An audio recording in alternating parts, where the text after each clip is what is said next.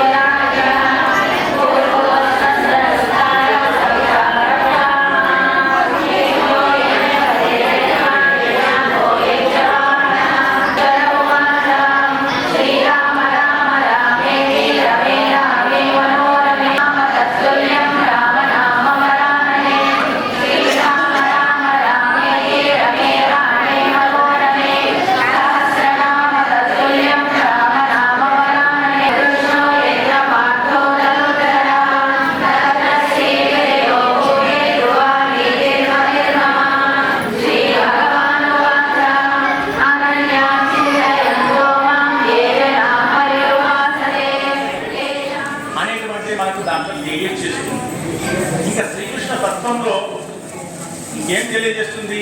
స్వామి 3 సార్లు విశ్వరూపాన్ని ప్రదర్శించాడు. ఎప్పుడెప్పుడండి మాకేం తెలుస్తుందండి, మీరు చెప్తే వింటాం.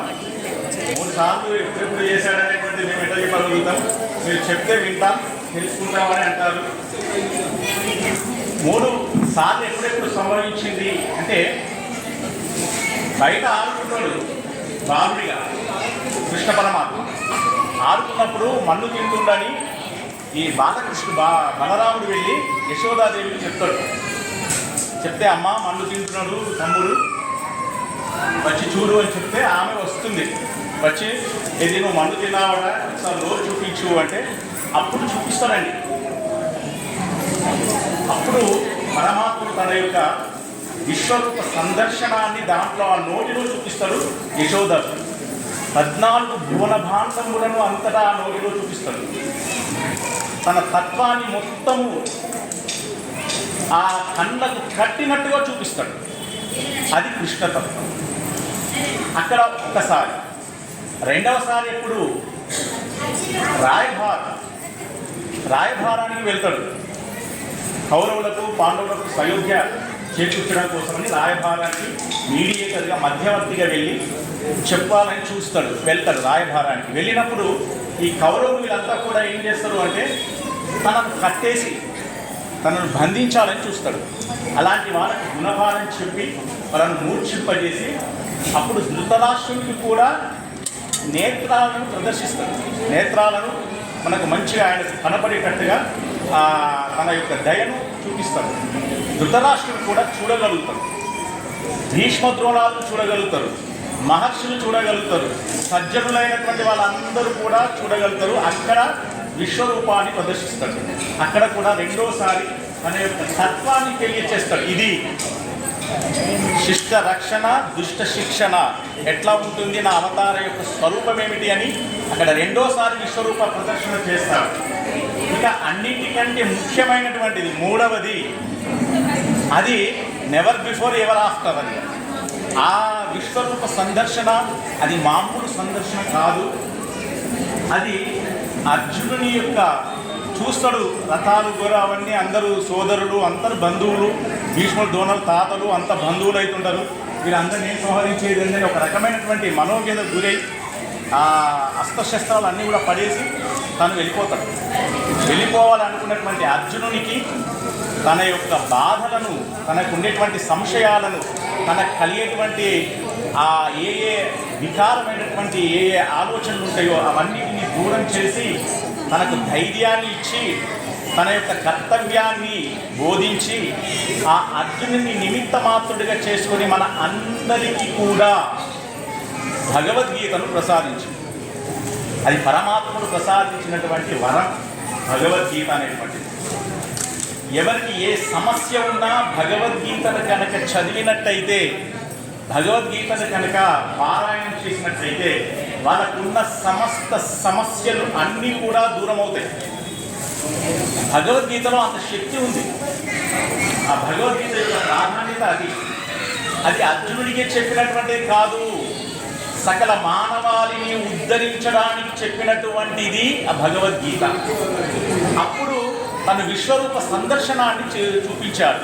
ఇదిగో నీకు జరిగేటువంటి నాకు అవతారం ఎట్లా ఉంటుందో చూడు అని చెప్పి అప్పుడు తన యొక్క ప్రదర్శన చేస్తాడు కృష్ణ పరమాత్మ. ఇవన్నీ కూడా ఎవరి కోసము, ఎందుకోసము అంటే మనను ఉద్ధరించడం కోసము, మనను బాగు చేయడం కోసము. కాబట్టి బాలకృష్ణుడిగా, రాధాకృష్ణుడిగా, తర్వాత మాధవుడిగా ఇవన్నీ ఆ యొక్క కృష్ణ తత్వంలో మనకు కనిపిస్తాయి. అనేక మంది రాక్షసులను సంహరించాడు. తన యొక్క సమస్యలు, తన యొక్క ఎటువంటి క్లిష్ట సమస్యలు ఉన్నా ఆ సమస్యలన్నింటినీ దూరం చేయడానికి కావలసిందల్లా ఏమిటి అని చెప్పి అప్పుడు భగవద్గీతను కనుక మనం నేర్చుకున్నట్టయితే, మనం చదువుకున్నట్టయితే ఈ యొక్క బాధలు తీర్తాయని అర్జునునికి చెప్పినట్టుగా మనకు చెప్పాడు. కాబట్టి భగవద్గీత అందరూ కూడా చదవండి. దయచేసి భగవద్గీతను చదవడం కాదు, చిన్నపిల్లలైతే ఒక 20 ఏళ్ళ లోపు ఉన్న వాళ్ళైతే రోజుకు 1 2 శ్లోకాలు బాగా జ్ఞాపకం చేయండి. చేస్తే ఒక సంవత్సరంలో 2 సంవత్సరంలో మీకు భగవద్గీత నోటికి అవుతుంది, తప్పనిసరిగా అవుతుంది. మార్నింగ్ మనం చూసాము చిన్న పిల్లలు వాళ్ళు భగవద్గీత మొత్తం కంఠస్థం చేసింది. భగవద్గీత చదివితే, భగవద్గీత పారాయణం చేస్తే, భగవద్గీత నోటికి వస్తే మన వెంబడి ఎవరుంటారు? కృష్ణుడు ఉంటాడు. మీరు పిలిస్తే పలుకుతాడు. ఆయన తత్వమే అది. ఆయన యొక్క తత్వం ఎలాంటిది అంటే అందరి వాడైంది.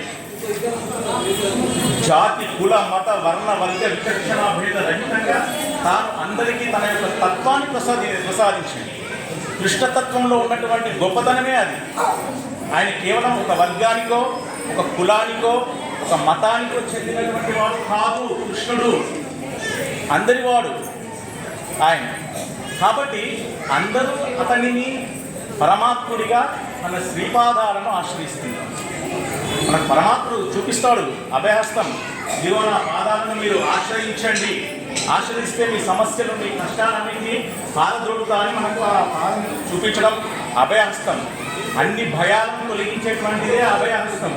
అభయహస్తం పాదాల వైపు చూపిస్తుంటాడు. అనన్యాస్ చింతయంతో మాం ఏ జనా పరిపాసతే తేషాం నిత్యాభియుక్తానాం యోగక్షేమం మహామ్యహం అని చెప్పి మనకు భగవద్గీతలో సుస్పష్టంగా చెప్పాడు. అన్ని ధర్మాలను మీరు నిశ్చితగా నన్ను నేనే నివేదికు స్వామి అని చెప్పి నా పాదాలను కనుక ఆశ్రయించినట్టయితే వాళ్ళ యొక్క యోగక్షేమాలన్నింటినీ కూడా నేనే వహిస్తా అని చెప్తూ మనకు విశ్వరూప సందర్శన యోగంలో కూడా మనకు ఒకటి చెప్పాడు. సర్వధర్మాన్ పరిత్యజ్య మామేకం శరణం వ్రజ అహం స్వా సర్వ పాపేభ్యో మోక్షయిష్యామి మా శుచః అని చెప్పాడు. అంటే ఏమిటి అంటే అన్ని ధర్మాలను వదిలి, అన్ని ధర్మాలంటే మీరు చేసేటువంటి ధర్మాలని కాదు, మీరు నిర్వర్తించేటువంటి మీరు అన్నిటినీ నేను చేస్తున్నాను, నా వల్ల అవుతుంది. ఇది లేత మర్యాద పైన చిన్న బాలకృష్ణ వడపత్రశాయిగా ఉంటూ ఆ పాదంలో ఉండేటువంటి ఇష్టకామ్యాత్ర ఫలసిద్ధ్యార్థం జ్ఞానాజ్ఞాన దోష పరిహారార్థం శ్రీ లక్ష్మీనారాయణ ఉద్దిశ్య శ్రీ లక్ష్మీనారాయణ కృష్ణ అనుగ్రహ ప్రీత్యర్థం శ్రీ మహాలక్ష్మి దేవత అనుగ్రహ ప్రీత్యర్థం శ్రీ లక్ష్మి దేవత అష్టోత్తర శతనామ పదంగత్వేన శ్రీకృష్ణ పూజాచ కరిష్యే.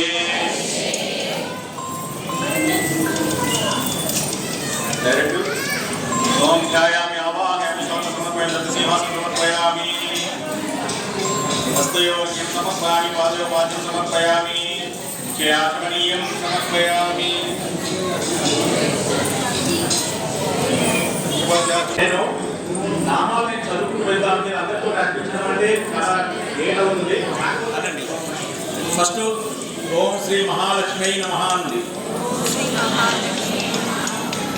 అదే అనుకుంటా ఓం ప్రకృతి ఇల్లగా నెమ్మదిగా ఇట్లా చేసుకోండి.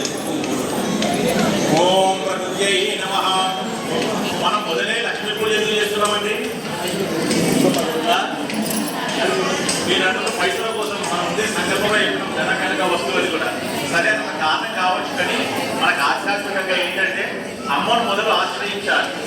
మనం అమ్మను మొదలు ఆశ్రయిస్తే తండ్రి అనుగ్రహం పొందుతుంది. డైరెక్ట్ తండ్రి దగ్గరికి వెళ్తే కొంచెం ఎట్లా ఉంటుందో తన మనసును బట్టి మనం వెళ్ళాలి. అమ్మ అయితే సరే వీళ్ళందరినీ అనుగ్రహించండి సిఫారసు చేస్తుంది. తల్లి మాట తండ్రి వింటాడు. కాబట్టి తల్లిగా మనం తల్లిని ప్రసన్నం చేసుకోవడానికి అమ్మవారిని మనం చేస్తాం. ఇది శాస్త్రత్వం, ఇది శాస్త్రం ప్రకారంగా జరిగేటువంటి. ఓం భాస్కర్యై నమః, ఓం హిరోనిలయాయ నమః, ఓం వరారోహాయ నమః, ఓం యశస్విన్యై నమః, ఓం వత్సరాయ నమః, ఓం ఉదారాయ నమః, ఓం హరిణ్యై నమః, ఓం హేమమాలిన్యై నమః, ఓం ధనధాన్యై నమః, ఓం హిరణ్యప్రాకారాయ నమః, ఓం సముద్రమయాయ నమః, ఓం జయాయ నమః, ఓం మంగళాయ దేవ్యై నమః, ఓం విష్ణువక్షస్థాయ నమః, ఓం విష్ణుపత్యై నమః, ఓం ప్రసన్నాయ విద్మహే విష్ణుపత్ని చ ధీమహి తన్నో లక్ష్మీ ప్రచోదయాత్. వసుదేవసుతం దేవం కంసచాణూర మర్దనం దేవకీ పరమానందం కృష్ణం వందే జగద్గురుం తతోఖ్య. ఓం శ్రీకృష్ణాయ నమః నామాలని చేస్తుంటారు మీరు మనసులో. అమ్మవారిని అయ్యింది, అమ్మవారిని మనం వేడుకున్నాం, అష్టోత్తరాలతో మనం చేసినాము. అమ్మకు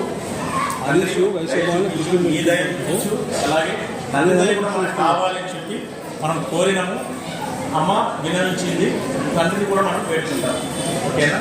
ఎప్పుడైనా సరే మనం ఏ కార్యక్రమం చేసినా ముందు అమ్మ కార్యక్రమం చేసిన తర్వాతనే తండ్రి.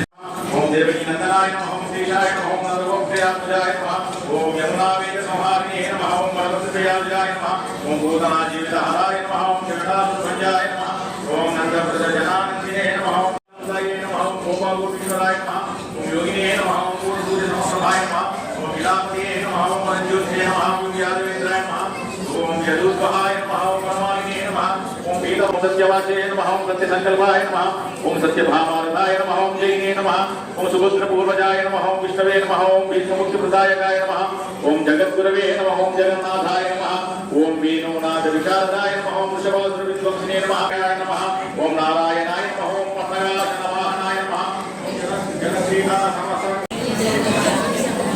अहिंसा पुष्पम इंद्रिय निग्रह पुष्पम सर्वभूत दया पुष्पम क्षमा पुष्पम జ్ఞాన పుష్పం ధ్యాన పుష్పం తప పుష్పం సత్య పుష్పం ఇవి మనం నిత్య వీధిలో ఆచరించినట్లయితే తప్పనిసరిగా ఆచరణలో పెట్టుకుంటూ ధూపదీపానంతరం సత్యవాచారణీయం సమర్పయామి నైవేద్యం సమర్పయామి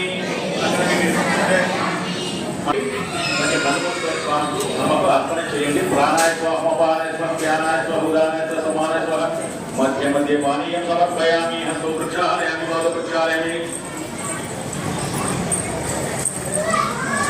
ఓం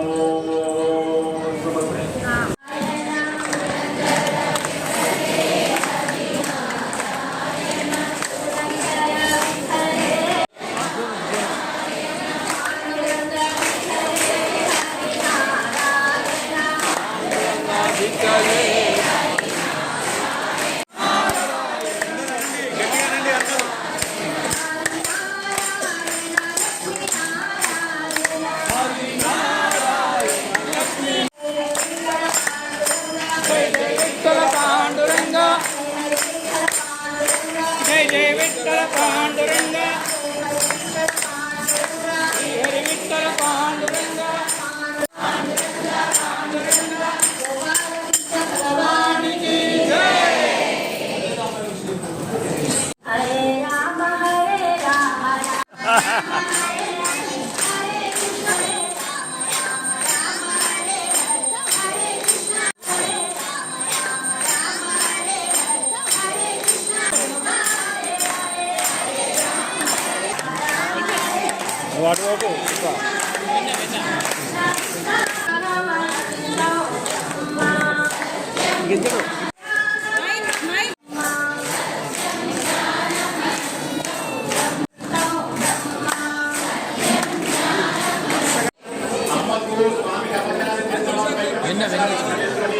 ఎవరు కూడా మాట్లాడవద్దు మంగళాశాసనం చేసేటప్పుడు లైన్ గా నిల్చోండి అందరూ లైన్ గా నిల్చోండి ఇక్కడ ఏం మాట్లాడకండి కొంచెం మంగళాశాసనం చేస్తాం అయిపోయిందా ఎవరు మాట్లాడవద్దు మంగళాశాసనం చేసేటప్పుడు దయచేసి దేని అపచారాన్ని కూడా పెట్టుకోకండి నిశ్శబ్దంగా మంగళాశాసనాన్ని చేయించండి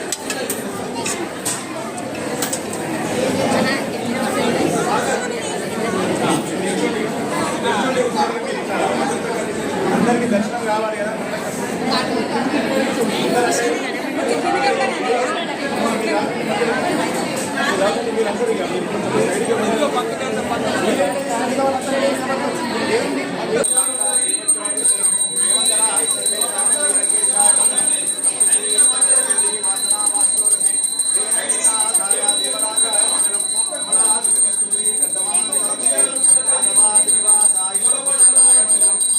శ్రీనివాసాయ నిత్యాయ పరమాత్మనే సుభద్రా ప్రాణనాథాయ శ్రీజగన్నాథాయ మంగళం మంగళం గోవిందాయ మహనీగుణాబ్దే చక్రవర్తి తనూజాయ సార్వభౌమాయ మంగళం గోవిష్టమాలికా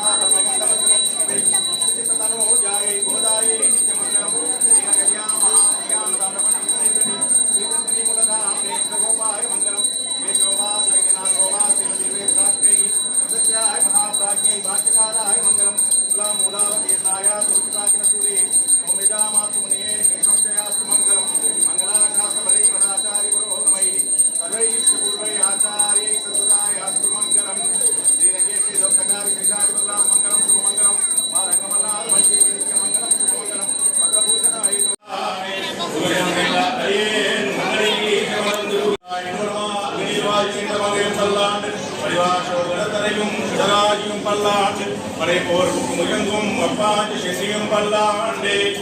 శ్రీకృష్ణ భగవాన్ తిరువేంకటత్తుకి వైపత్వం పిడితార్ పిడితార్ వితిరందు పెరియవాను నిలావురే వేడుకొండల